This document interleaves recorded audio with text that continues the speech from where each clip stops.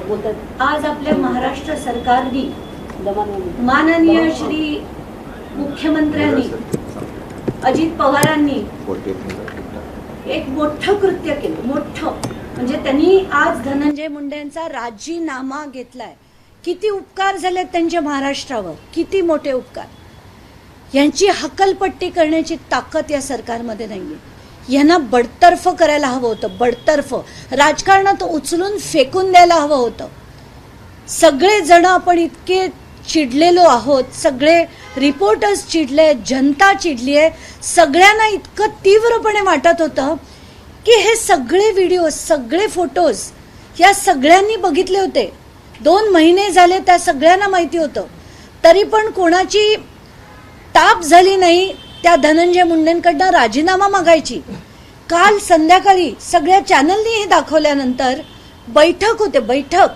बैठकीत ठरवलं जातं की त्यांचा राजीनाम्याची मागणी करायची. का? मी म्हणते का त्यांना बडतर्फ करू शकले नाहीत? का मुख्यमंत्री म्हणू शकले नाहीत की हा माणूस मला माझ्या मंत्रिमंडळात नको? का म्हणू शकले नाहीत? चार्जशीट मध्ये आलं होतं की वाल्मिक कराड हे सूत्रधार आहेत. त्यांनी गेले 10 वर्ष संघटित गुन्हेगारी केली, असे 11 गुन्हे त्यांच्यावर आहेत. हे सगळं माहिती असून, हे सगळे व्हिडिओ बघून, सगळं बघून अजून काही होत नाहीये. काय बोलायचं या लोकांना? म्हणजे यांना काही भावना, प्रेम, आपुलकी, संवेदना आहेत का? राजकारणात आल्यानंतर सगळं संपतं. सगळं की कोणी यावं, कुठल्याही सामान्य माणसाला चिरडावं आणि आमचं सरकार कोणाच्याही विरुद्ध कारवाई करणार नाही. का? कारण तो आमचा माणूस आहे आणि आमच्या माणसावर आम्ही ठरवू काय करायचं ते. अजित पवार तर म्हणतात पुरावे द्या. मग म्हणाले पुरावे झाले, ते सिद्ध झाल्यावर आम्ही कारवाई करू. काय आहे हे आणि कधी संपणार हे सगळं? मला डोकं सुन्न झालं, सुन्न. जेवढे लोकांचे मेसेज आले, जेवढ्या लोकांचे, आता मी धनंजय मुंडेला बोलताना ऐकलं, वेदना होतात ते ऐकताना, वेदना होतात. आणि मुख्यमंत्री आता आले, 2 ओळीचं बोलले की त्यांचा राजीनामा आला, त्याचा मी स्वीकार केलाय, तो गव्हर्नरकडे पाठवलाय. का मुख्यमंत्री म्हणून तुम्ही 2-2.5 महिने हे सगळा तमाशा बघत होतात? का तुम्ही त्याच्यावर भूमिका घेतली नाही? तुम्हाला संवेदना नाहीत? तुम्हाला परिवार नाहीत? त्या देशमुख कुटुंबाला किती यातना झाल्या या तुम्हाला कळल्या नाहीत? आणि सगळे जण येतात. आज तो ड्रामा चाललाय पूर्ण तिकडे त्या अधिवेशनाच्या बाहेर. सगळे जे पायऱ्यांवर उभे आहेत, याच्या पायऱ्यांवर जे उभे आहेत त्यांना माझा प्रश्न आहे, तुमच्यापैकी किती जण लढले?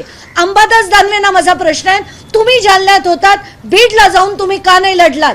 तुम्ही विरोधी पक्षात आहात ना. सगळे जण नुसताच ड्रामा करतायत, घोषणा देण्याचा ड्रामा करतायत. बास झालं. याला राजकारण नाही म्हणत, याला लोकशाही नाही म्हणत. तुम्हाला लोकांसाठी झटण्यासाठी ठेवलंय. कॉन्स्टिट्यूशन मध्ये काय म्हणतंय? संविधानाबद्दल बोलताना तुम्ही government of the people, for the people, by the people. कुठे आहेत पीपल? पीपल चिरडले जातात. आणि काय करताय तुम्ही? पोलिसांना हाताशी धर, याला हाताशी धर. यंत्रणा तुमची कामं करतात, ब्युरोक्रॅट तुमच्यासाठी काम करतात.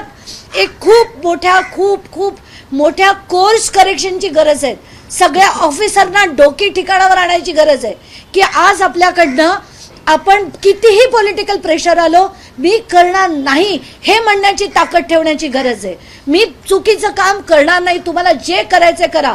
आणि पहिलं म्हणजे मी तर आता एक पिटिशन करणार आहे की या ज्या बदल्या केल्या जातात ना, बदल्या या सगळ्या राजकारण्यांच्या हातात काढून टाका. बदली शुड बी कंपल्सरीली 3 वर्ष झाल्यानंतर, आणि ते पण लॉटरी सिस्टमनी करा. या पॉलिटिशियन्सच्या हातात बदल्या काढल्या ना सगळं नीट होईल. त्याचं कारण असं की सगळे लोक एकतर काम नीट करतील, सगळं शिस्तीत वागतील आणि 3 वर्ष त्यांच्याही डोक्याला शांती राहील. पैसा जो कोटी रुपये द्यायला लागतात ते बंद होईल, होणारा भ्रष्टाचार बंद होईल. हे सगळं नीट करण्यासाठी यांच्या हातातल्या या बदल्यांच्या पावर काढून घेतल्या पाहिजेत. आणि आज जे झालंय ते खरं तर डोकं सुन्न, अख्ख्या महाराष्ट्राचं डोकं सुन्न झालं होतं हे सगळे फोटो बघून. आणि आजपर्यंत हे जे राजकारण चाललंय ना, आता खूप मोठा आपल्याला बदलाव करण्याची गरज आहे आणि हे फक्त जनता करू शकते. मी तर ठरवलेलं की आज यांनी त्यांचा राजीनामा नाही, मी तर बडतर्फीची मागणी, हक्कलपट्टी करण्याची मागणी करत होते. आणि ही जर बडतर्फी झाली नसती तर मी ठरवलं होतं की सगळ्यांना एक मोठं आवाहन करायचं की चला आणि ही संसद बंद पाडा, बंद करा या सगळ्यांचे, कारण ही आपण म्हटलेली आपल्या मनातली लोकशाही नाही. तर आता मला मुख्यमंत्र्यांचं बोलणं ऐकलं मी आणि त्यांना मंत्रिपदापासून मुक्त केलं असं ऐकलं. आता त्यांच्या विरुद्धची कारवाई झाली पाहिजे. आता जे मी पुढे म्हणतेय त्या सगळ्या गोष्टींची चौकशी मुख्यमंत्री तुम्ही करणार आहात आणि तुमच्या कायद्याने करणार आहात. त्या आवादा कंपनीची बैठक सातपुडा बंगल्यात झाली होती, हे जे म्हटलं गेलं त्या सातपुड्या बंगल्याची टावर लोकेशन, आवादाच्या कर्मचाऱ्यांची स्टेटमेंट, सिक्युरिटीची स्टेटमेंट, जे जे लोक आवादा बंगल्यात त्या दिवशी होते त्यांची स्टेटमेंट पाहिजे. धनंजय मुंडे यांचं स्टेटमेंट पाहिजे आणि धनंजय मुंडेंना सुद्धा सहआरोपी करा त्याच्यात, कारण त्यांनाच हे सगळे कराड जे जे पैसे कमवत होता ते अर्ध्याधिक पैसे, मला वाटतं 3/4 पैसे हे धनंजय मुंडेंकडे येत होते. धनंजय मुंडे यांना पण सहआरोपी करायला पाहिजे. आणि पहिलं पाऊल म्हणून आवादा कंपनीची जी बैठक सातपुडा बंगल्यामध्ये झाली होती त्या सगळ्यावर एक म्हणजे पुन्हा मी रिपीट करते, आवादाच्या कर्मचाऱ्यांचे स्टेटमेंट, एआयचे स्टेटमेंट, सिक्युरिटीचे स्टेटमेंट, टावर लोकेशन, सीडीआर, ज्या ज्या गोष्टी ज्या होत्या त्या सगळ्या आता जनतेपुढे आणा. सरकार जनतेचं आहे, तुमच्या काकाचं नाहीये. आणि आता बास झाले आहेत सगळ्यांचे. धन्यवाद. अशाच सगळ्यात मंत्रिपदाचा राजीनामा घेतलेला आहे, पण त्यांच्या आमदारकीबाबत अद्यापही काही बोललं जात नाही. आतापर्यंत ते आमदारकीबद्दल काहीच बोलू शकत नाहीत, कारण कायद्याने हे जर व्हायचं झालं तर ते इलेक्शन कमिशनला करायचं गरज असते. ते गव्हर्नर किंवा प्रेसिडेंटकडे तसं प्रपोजल पाठवू शकतात. तर as per constitution or representation of people's act हे त्यांना त्या पद्धतीने करायला लागतं. पण ते त्यांनी करण्याची मला वाटत नाही ते कधी करतील. आणि खबरदार जर परत संजय राठोड सारखं यांना तुम्ही या ना त्या मार्गाने परत आणण्याची जर हिम्मत केलीत तर मात्र जनता आणि मी, मला बाकीच्यांचं नाही माहिती, पण मी इतकी वेड्यासारखे लढेन आणि तुम्हाला जे उखाडायचंय ना तुम्ही उखाडा. मी लढल्याशिवाय राहणार नाही आणि हे सगळ्यांना धडा शिकवल्याशिवाय राहणार नाही. संजय राठोड सारखी पुन्हा ही केस करू नका. तुम्हाला माझं ओपन वॉर्निंग आहे की असा मंत्री परत तिथे आला नाही पाहिजे. आणि ह्याला जर परत लोकांनी निवडून दिला तर गोष्ट वेगळी आहे, पण लोक यांना निवडून देणं शक्यच नाही.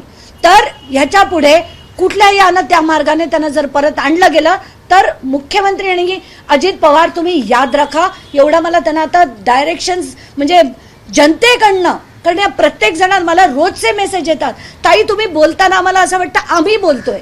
आणि एक्झॅक्टली तेच करणार आहे मी. कारण जिथे जिथे आता तुम्हाला मुद्दाम सांगते, जालन्यात जी घटना घडली 4-5 दिवसापूर्वी, एक केदार बोराडे नावाचा, कैलाश बोराडे नावाचा जो व्यक्ती आहे त्याला भर सगळेजण बघ्याची भूमिका घेत आहेत. तिथे एक माणूस त्याला कपडे काढून चटके देतानाचे फोटो आहेत. आता मी मिलिंद नार्वेकरांशी बोलले, ठाकरे गटाच्या पदाधिकाऱ्यांनी ते केलंय, त्याला त्या पदावरनं काढून टाका असं मी म्हणणार आहे. एवढंच नाही तर आता याच्या पुढे कुठेही असं कृत्य घडलं तर त्या प्रत्येक कृत्यावर मी त्या पक्षाच्या अध्यक्षांना फोन करून सांगणार आहे की त्यांना ताबडतोब पक्षातनं बडतर्फ करा. कारण हे जे राजकारणाचं गुन्हेगारीकरण चाललंय ते कुठे ना कुठे आता आपल्याला सगळ्यांना मिळून थांबवण्याची गरज आहे.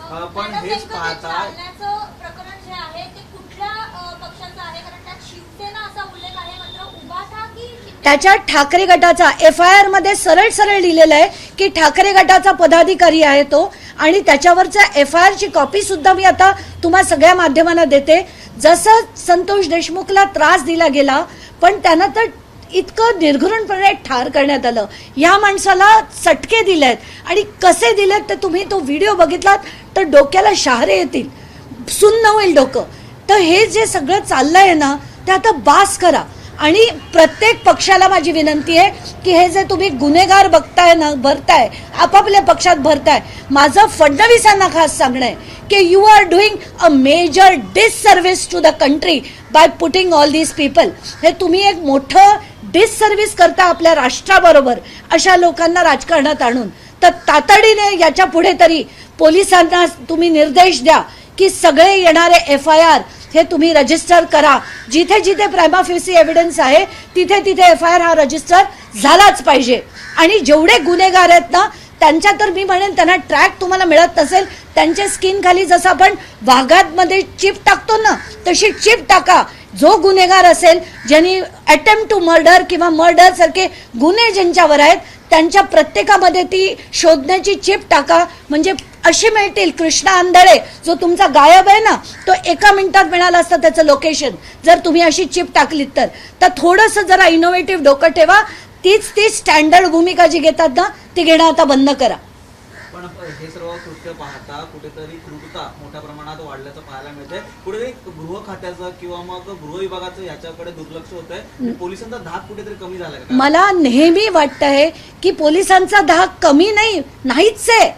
तुम्ही आज पोलिसांकडे जा, तुम्ही एक सांगा तुम्हाला FIR करायची आहे, होत नाही ती कधी जोपर्यंत कोर्टाचे डायरेक्शन येत नाही. आत्ताच्या एका केसमध्ये केस पोलीस स्टेशननी 21 फेब्रुवारीची ऑर्डर होती ते तब्बल म्हणजे 27 तारखेपर्यंत मी जोपर्यंत डोकं नाही खाल्लं त्यांचं त्या SPंचं तोपर्यंत केसमध्ये अशीच संघटित गुन्हेगारी. ते पण मी व्हिडिओ तुम्हाला देते.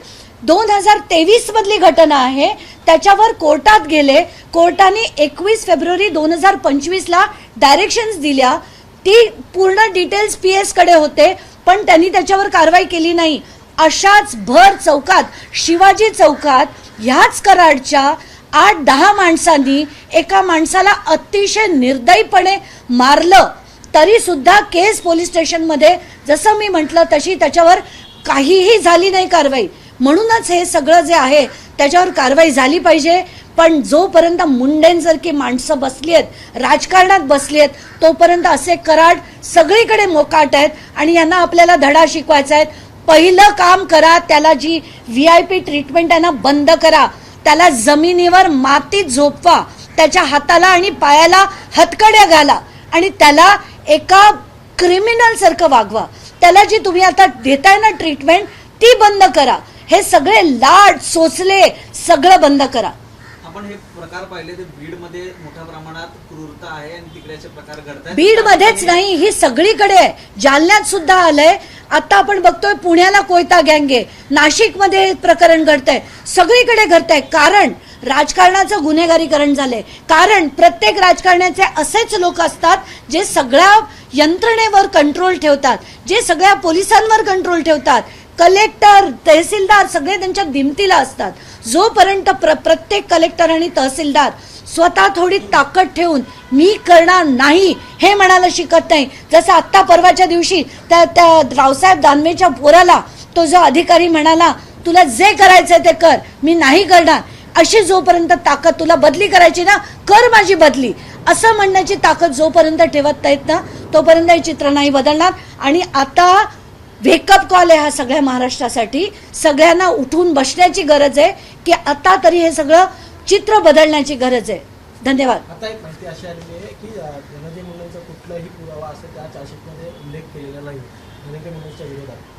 नाही म्हणूनच तर म्हणतेय मी की आत्ताचं चार्जशीट अतिशय सौम्य आहे. म्हणून मला त्याची पूर्ण कॉपी पाहिजे. मला प्रत्येकाचे स्टेटमेंट वाचायचे आहेत. आत्ताच्या घटकेला वाल्मिक कराड काय म्हणताना दाखवलंय आणि हे तुम्ही सगळ्यांनी दाखवा. वाल्मिक कराडने असं म्हटलंय की ह्याच्या पुढे याला आपल्या आड जो येईल, आपल्या आड जर लोक आले तर आपल्याला लोक खंडणी देणं बंद करतील आणि जो आपल्या आड येईल त्याला आडवा करा. तू सुदर्शन गुळेला ते म्हणतात तू विष्णू चाटेशी बोलून घे. आता ह्याच्यात उद्या उठून वाल्मिक कराड म्हणेल मी त्याला ठार मारा असं कुठे म्हटलंय मी? तो त्याच्यातला तो पण निष्ठून जाईल पुन्हा किंवा त्याला शिक्षा होईल पण ती फार कमी होईल. पण सगळे डायरेक्शन्स देणारे, बघणारे, करणारे हे आहेत. हे आत्ताच्या घटकेला चार्जशीटमध्ये नाहीये. आणि आज सुद्धा पहिलं जर तुम्हाला आठवत असेल मकोका लागला तेव्हा सुदर्शन गुळेला टोळीचा प्रमुख, आत्ताच्या चार्जशीटमध्ये पण लिहिलंय टोळीचा प्रमुख हे सुदर्शन गुळे आहेत. का टोळीचा प्रमुख सुदर्शन गुळे आहेत? का वाल्मिक कराडचं नाव नव्हतं? ते जेव्हा मी म्हटलं तर सूत्रधार ते आहेत असं आता नाव घातलंय. सूत्रधाराला 7 वर्षाची शिक्षा होईल म्हणजे 8व्या वर्षी हा परत बाहेर, परत हे सगळे उद्योग करणार. पण या माणसांना रेअरेस्ट ऑफ द रेअर केस समजून ही जी आता जी दृश्य येत आहेत आणि हे बघत होता तो माणूस, अशा माणसाला रेअरेस्ट ऑफ द रेअर केस म्हणून फाशी जोपर्यंत होत नाही तोपर्यंत हे सगळं थांबणार नाही. 7व्या 8व्या वर्षी जर हे बाहेर पडत असतील तर हवं ते कधीच होणार नाही. म्हणून रेअरेस्ट ऑफ द रेअर केस असं हे लावून आता तरी मुख्यमंत्र्यांनी याच्या पुढे सिरियसनेस आणून लोकांसाठी लढायला शिकावं अशी मी हात जोडून विनंती देवेंद्र फडणवीसांना करते. जे देवेंद्र फडणवीस 2011 मध्ये मी ज्यांना ओळखत होते ते देवेंद्र फडणवीस तितके सेन्सिटिव्ह परत झाले तरच महाराष्ट्र आता वाचेल, नाही तर वाचताना मला दिसत नाही. राजीनाम्यानंतर आता भेटीगाठीला वेग आलेला आहे. अजित पवार आता राहुल नार्वेकर यांना भेटायला गेले आहेत. मला काहीही त्या अजित पवारांवर बोलायचं नाहीये, त्यांच्यावर काहीच बोलायचं नाही, कारण त्यांना हे सगळं माहिती असून ते इतके निर्दयी असतील. ते सुद्धा मला तर वाटतंय बहुतेक त्या धनंजय मुंडेंकडे यांच्या सगळ्या कच्च्या चिठ्ठ्या आहेत म्हणून ते आतापर्यंत काही बोलत नव्हते आणि आम्हाला म्हणतात पुरावे द्या, पुरावे सिद्ध होऊ दे, तोपर्यंत राजीनामा नाही. कारण त्यांना माहिती आपण काय उखाडणार आहे, यांचं काय सामान्य जनता लढणार यांच्या विरुद्ध. एक एक एक ऑफिस ऑफ प्रॉफिट, कृषी घोटाळा, आजपर्यंत त्याची चौकशी नाही लावली. काय हे चाललंय? आणि या अजित पवारांना आपण म्हणायचं की त्यांच्या याला वेग आला. वेग बी काही नाही, कशाला काही आलेला नाहीये. वेग आला असता ना तर तो डिसेंबर महिन्यात त्यांचा राजीनामा घेतला असता किंवा त्यांना हक्कलपट्टी झाली असती. हे वेग बिग नाही, आता त्यांना प्रवृत्त केलं जात आहे, भाग पाडलं जात आहे म्हणून ते करतायत. अजित पवार यांनी सांगितलं की नैतिकतेच्या आधारावर त्यांनी राजीनामा खड्ड्यात जाऊ दे ते अजित पवारांनी, खड्ड्यात जाऊ दे ते धनंजय मुंडे. सातपुड्याच्या बैठकीबाबत तुम्ही म्हटलं की त्या कंपनीसोबत पहिली बैठक सातपुड्यात, तसे काही पुरावे किंवा त्या संदर्भात काही आहे? हे आतापर्यंत जे जे दस बोलले होते अगदी पब्लिक मीटिंग मधनं त्यांनी सांगितलं होतं की ही बैठक जी खंडणी मागण्याची पहिली बैठक झाली ती सातपुडा बंगल्यात झाली. त्याच्यात 3 कोटीची मागणी झाली होती, 2 कोटीचा व्यवहार ठरला होता, 50 लाख दिले गेले असं सुरेश धस म्हणाले होते, जे आता सत्ताधारी पक्षात आहेत. जर खोटं असेल तर ते सुरेश धसांनी सांगावं, कारण ते तर एकदम आता पलटलेले थोडे दिसत आहेत, कारण 2-2 वेळा ते धनंजय मुंडेंबरोबर बैठक करतायत. पण त्यांनी जे सांगितलं होतं तर माझी ती मागणी आहे की त्या तारखा 19 जून आणि आत्ताची ऑगस्ट मधली याचे टावर लोकेशन अवादाच्या कर्मचाऱ्यांचे काढावे, त्यांचे सीडीआरच्या कॉपीज काढाव्यात, वाल्मिक कराडचे सीडीआर जे आहेत ते जाहीर करावे, म्हणजे यांच्या किती वेळा बोलणं झालंय या सगळ्या मुद्द्यांवर ते कळेल आपल्याला. धनंजय मुंडेंच्या विरोधात सध्या तरी कुठलाही ठोस पुरावा नाहीच आहे आणि तो येणारच नाही.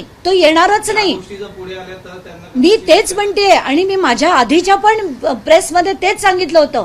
मागण्या काय होत्या की ज्या 9 तारखेला जे 2 मोबाईल मिळाले होते त्याचे फॉरेन्सिकसाठी पाठवले असं आम्हाला सांगण्यात आलं. किती वेळ लागतो फॉरेन्सिक मधनं यायला, आणि फॉरेन्सिक मधनं न येईपर्यंत तुम्ही सीडीआर का जाहीर करत नाही.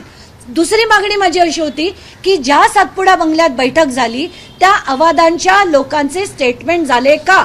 आत्ताच्या घटकेला माझ्या हातात जे माझ्याकडे जे 53 प्लस काही 7-8 पानं आहेत त्याच्यात कुठेही अवादाच्या कुठल्याही व्यक्तीचं स्टेटमेंट या बाबतीतलं नाही. तर हे या बाबतीतलं स्टेटमेंट कधी घेतलं जाणार आहे अशी थेट मागणी मी, धनंजय देशमुख, आम्ही सगळे मिळून करणार आहे. ज्या लोकांना वाटतंय त्यांनी आत्ताच्या घटकेला सांगायला हवं की अवादाची बैठक सातपुड्यात जी झाली ती कशी झाली, कधी झाली, काय बोलणं झालं, त्याचं स्टेटमेंट अवादाच्या कर्मचाऱ्यांकडनं घ्यावं, त्यांचे टावर लोकेशन काढावे. सगळ्यात महत्वाचं त्यांचं टावर लोकेशन राहील आणि ते ताबडतोब आलं पाहिजे. या प्रकरणामध्ये जेवढे आरोपी होत आहेत त्या सर्वांना फाशीची शिक्षा दिली जाण्याची मागणी रेअरेस्ट ऑफ द रेअर केस म्हणून, कारण जो सूत्रधार असतो त्याला तितकी होत नाही, पण हे इतकं कृत्य इतकं निर्दयी होतं तर त्यानं झालीच पाहिजे अशी माझी ठाम मागणी आहे. आणि ते शेवटपर्यंत मी सुप्रीम कोर्टपर्यंत लढेन, पण ती झालीच पाहिजे. कारण हे जर आता आपण चित्र बदललं नाही तर आपली पुढची पिढी जगू शकणार नाहीये, हे लोकांना कळलं पाहिजे. ताई, या राजीनाम्यानंतर कुठेतरी सरकारवरती म्हणजे जो दबाव आला आणि त्यानंतर त्यांनी राजीनामा दिलाय, पुढच्या येत्या काळामध्ये काही महिन्यात पुन्हा एकदा म्हणजे राजकारणामध्ये मी म्हणूनच म्हटलं की जर परत त्यांचं संजय राठोड सारखं त्यांना परत आणलं तर चालणार नाही. हे कम वॉट मे आता राजकारणाच्या बाहेर पाहिजे हा माणूस, नकोय हा माणूस आता राजकारण. त्याचबरोबर वाल्मिक कराड यांच्यावर 109 हत्या असल्याचं देखील बोललं जातं. या सगळ्याचा देखील तपास झाला पाहिजे असं माझी स्पष्ट मागणी आहे की वाल्मिक कराडवर जेवढे म्हणजे आधी सांगितलं गेलं, पोलिसांकडनं मी यादी मागितली, मला 14 FIR ची दिली. ते 14 FIR नाही आहेत, 17 पेक्षा जास्त FIR आहेत.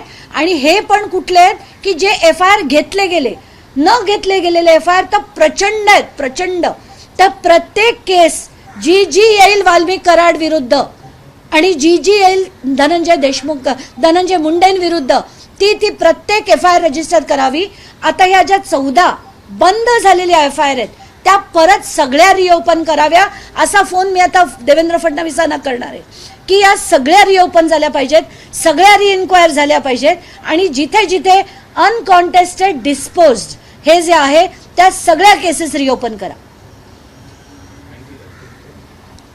मी तो अख्खा ठोकळा देते तुम्हाला, एवढा ठोकळा आहे. सगळ्या अनकॉन्टेस्टेड डिस्पोज्ड केसेस आहेत सगळ्या. नाही एवढ्या आहेत, एवढ्या माझ्याकडे, एवढ्या. मी सगळे ई-कोर्ट्सवरनं डाउनलोड केलं होतं. मी त्याच्यात नुसतं नाव टाकलं ना, पिटिशनर रिस्पॉन्डेंट बोथ, तर येतं सगळं. मी 99% सगळ्या काढलं. चला. एबीपी माझा, उघडा डोळे बघा नीट.